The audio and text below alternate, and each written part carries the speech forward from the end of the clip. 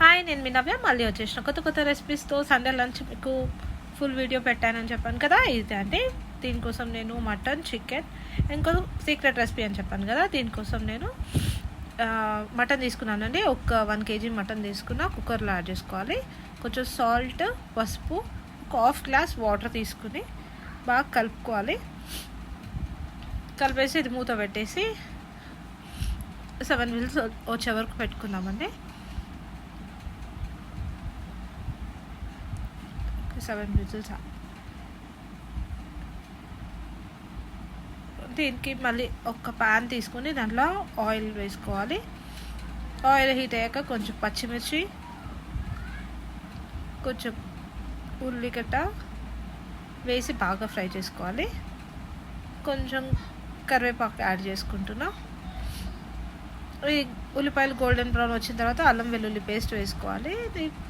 అలా జస్ట్ దాని పచ్చి స్మెల్ పోయే వరకు ఫ్రై చేసుకుంటే చాలు. తర్వాత టమాటోస్ యాడ్ చేస్తున్నా. టమాటోస్ బాగా కలిపేసి, టమాటోస్ మొత్తం స్మాష్ అయిపోవాలి, చాలా మెత్తగా ఉడికిపోవాలి. దాంట్లోంచి ఆయిల్ అంతా బయటకు వచ్చే వరకు చూసుకొని ఓకే అండి. టమాటో 50% కుక్ అయిపోయింది. దీంట్లో మనం కొంచెం పసుపు, ధనియాల పొడి, జీరా పౌడర్, కొంచెం కారం, ఉప్పు వేసి కలిపేస్తున్నా. కలిపేసి బాగా కొంచెం టమాటో ఈ మసాలాస్ అన్నిట్లో ఉడికిపోయి కొంచెం ఆయిల్ అంతా పైకి తేలే వరకు ఉంచుకోవాలి. తర్వాత మనం మటన్ ఉడకబెట్టుకున్నాం కదా కుక్కర్లో, మటన్ వేస్తున్నా.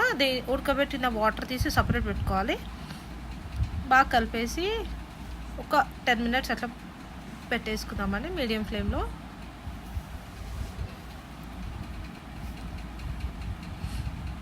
మనం బాయిల్ చేసుకున్న మటన్ వాటర్ ఉన్నాయి కదా, తీసి పక్కన పెట్టుకున్నవి, అవి యాడ్ చేసుకుందాం.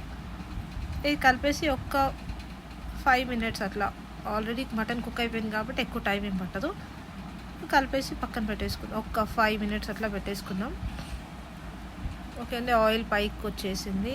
ఆల్మోస్ట్ మటన్ కుక్ అయిపోయింది. మసాలాలన్నీ పట్టేసాయి మటన్కి. దీంట్లో మనం కొంచెం చింతపండు గుజ్జు వేసుకుందాం. తర్వాత కొంచెం మటన్ మసాలా, కొత్తిమీర యాడ్ చేసుకొని కలిపేసుకొని దించేసుకోవడమే. స్మెల్ అయితే సూపర్ వస్తుందండి. చాలా బాగా సెట్ అయింది మటన్. నెక్స్ట్ ఇంకొక సీక్రెట్ రెసిపీ అని చెప్పాను కదా, దానికోసం ప్యాన్ పెట్టేసుకుంటున్నా. దాంట్లో కొంచెం ఆయిల్. దీనికి పచ్చిమిర్చి ఎక్కువ తీసుకోవాలి. దీనికి కారం ఏం వాడట్లేదు నేను. పచ్చిమిర్చి ఒక 10 minutes అట్లా, ఒక 3 minutes అట్లా ఫ్రై చేసుకోవాలి. ఇది బాగా ఫ్రై అయిన తర్వాత ఉల్లిపాయలు వేసుకోవాలి. తర్వాత కొంచెం కరివేపాకు వేసేసి కలిపేసుకుందాం. ఆనియన్స్ కొంచెం గోల్డెన్ బ్రౌన్ వచ్చే వరకు ఫ్రై చేసుకుంటే చాలు. గోల్డెన్ బ్రౌన్ రాగానే కొంచెం అల్లం వెల్లుల్లి పేస్ట్ వేసి దాని పచ్చి వాసన పోయేంత వరకు ఫ్రై చేసి, మన సీక్రెట్ ఇంగ్రీడియంట్ ఏదైతే ఉందో, అంటే కర్రీ ఏదైతే చేశానో అది గోట్ టెస్టికల్స్ అండి. మేక ఏంటో అది మేక కప్పురాలు సమేదో మా తమ్ముడు తీసుకొచ్చాడు, అక్క ఇవి ఫ్రై చేయవా అని. సరే చేసేద్దాంలే అని. ఇవి చాలా మెత్తగా ఉన్నాయి. ఎక్కువ కలపకుండా మామూలుగా కలిపేసి పెట్టేశాను. దీంట్లో కొంచెం పసుపు, ధనియాల పౌడర్, కొంచెం సాల్ట్ వేసి లైట్గా కలిపానండి. ఎక్కువ కలపలేదు, చాలా మెత్తగా ఉన్నాయి. పెట్టేశాను. ఒక 5 minutes అట్లా పెట్టేసుకున్నాను. బాగా వాటర్ ఫామ్ అయిందండి దీంట్లో. చాలా వాటర్ వచ్చాయి. ఈ వాటర్ అన్నీ పోయే వరకు బాయిల్ చేసుకోవాలి. చెప్పాను కదా, ఇదంతా ఇట్లా డివైడ్ అయిపోయినట్టు అయిపోతున్నాయండి. చాలా మెత్తగా ఉన్నాయి. ఎక్కువ ఏం కలపకుండా నార్మల్గా ఉంచేసుకోవాలి. వాటర్ పోయేంత వరకు ఉడకబెట్టుకుంటే చాలు.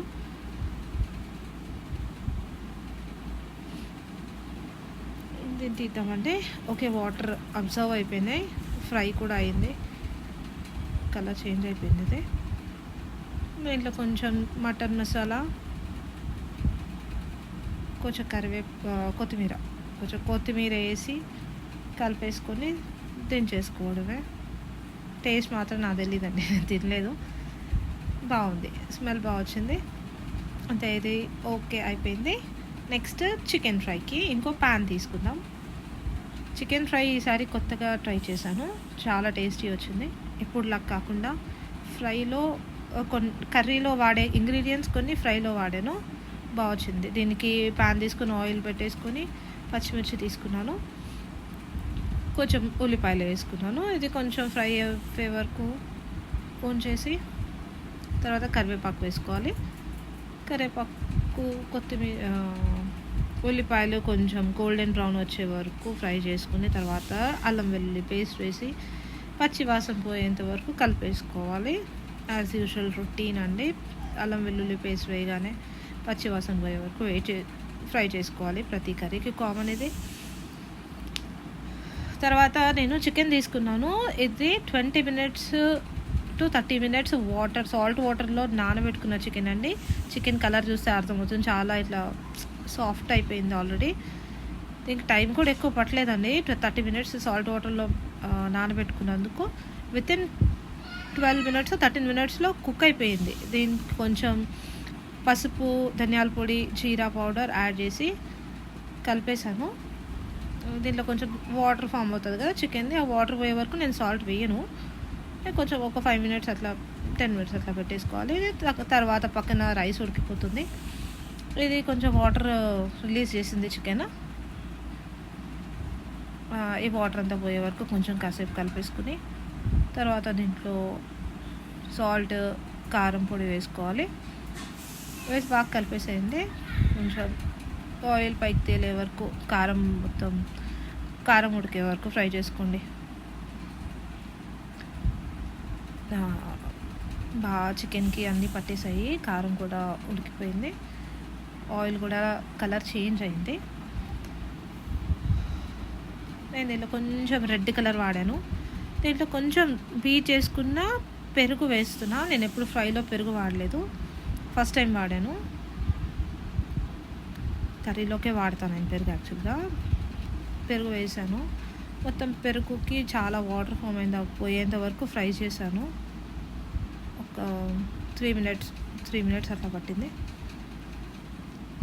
ఓకే, వాటర్ అంతా పోయి ఆయిల్ పైకి తేలింది. ఇప్పుడు దీంట్లో ఫ్రై చేసుకొని మిక్సీ పట్టుకున్న కొబ్బరి పొడి వేసానండి లైట్గా. ఒక 2 spoons తీసుకున్నాను నేను కొబ్బరి పొడి. ఫ్రై చేశాను, కొంచెం ఫ్రై చేసి మిక్సీ చేసుకున్నాను. చాలా స్మెల్ అయితే డిఫరెంట్ వచ్చేసింది కంప్లీట్గా కొబ్బరి పొడి వేయగానే. అంతే, కలిపేసుకొని కొంచెం ఒక 2 minutes అట్లా ఆపేసి కొంచెం కొత్తిమీర, చికెన్ మసాలా వేసేసి దించేసుకోవడమే. చికెన్ ఫ్రై అయితే చాలా బాగా వచ్చింది. సాల్ట్ వాటర్లో నానబెట్టుకుంటే చాలా జ్యూసీ వస్తుంది చికెన్ కర్రీ. అంతే, కొంచెం కొత్తిమీర వేసేసి దించేసుకోవడం. కొంచెం హాఫ్ లెమన్ కూడా స్క్వీజ్ చేశాను. బాగా కలిపేసి దించేసేయండి. Tasty chicken fry ready. అయితే చూడండి, మటన్ కర్రీ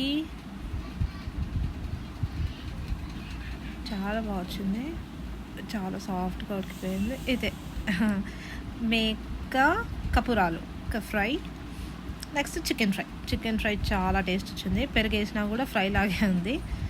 సాలడ్, రైస్.